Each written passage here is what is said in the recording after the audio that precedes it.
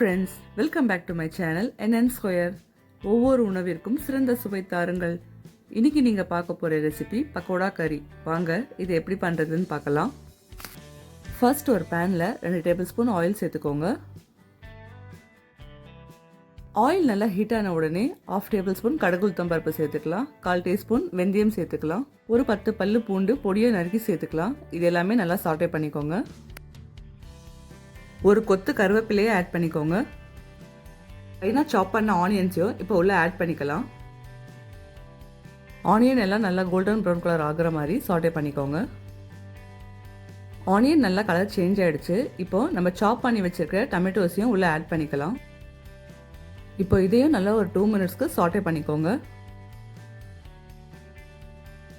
இப்போ இந்த டொமேட்டோஸும் நல்லா சாட்டே ஆகிடுச்சு. இந்த ஸ்டேஜில் மசாலா பவுடர்ஸ் எல்லாமே ஆட் பண்ணிக்கலாம்.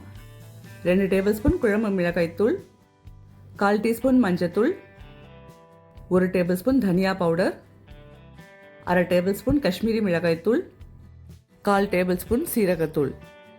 இது எல்லாமே சேர்த்து நல்லா சாட்டே பண்ணிக்கோங்க. அடி பிடிக்காமல் இருக்க கொஞ்சமாக தண்ணி ஆட் பண்ணிக்கோங்க. இப்போ இதையும் நல்லா மிக்ஸ் பண்ணி விட்டுருங்க. இப்போ மசாலா நல்லா குக் ஆகிடுச்சு. இந்த ஸ்டேஜில் தேவையான அளவு சால்ட் ஆட் பண்ணிக்கலாம். இதையும் நல்லா மிக்ஸ் பண்ணி விட்டுட்டு நல்லா கொதிக்க விடுங்க. இப்போ குழம்பு நல்லா கொதிச்சிடுச்சு. இந்த ஸ்டேஜில் புளி தண்ணியை ஆட் பண்ணிக்கலாம். இப்போ இதையும் நல்லா மிக்ஸ் பண்ணி விடுங்க. புளி தண்ணியோடைய பச்சை வாடை போகிற அளவுக்கு நல்லா கொதிக்க விடுங்க.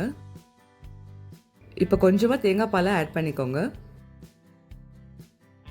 எல்லாத்தையும் சேர்த்து நல்லா மிக்ஸ் பண்ணிவிட்டு ஒரு 5 மினிட்ஸ்க்கு நல்லா கொதிக்க விடுங்க. இப்போ நம்மளுடைய கறி ரெடி ஆகிடுச்சு. நம்ம வச்சுருக்கிற ஆனியன் பக்கோடாவை இதில் ஆட் பண்ணிக்கலாம். லைட்டாக மிக்ஸ் பண்ணி விடுங்க, இல்லைன்னா நம்ம உள்ளே சேர்த்துருக்கிற பக்கோடா எல்லாமே உடஞ்சிடும்.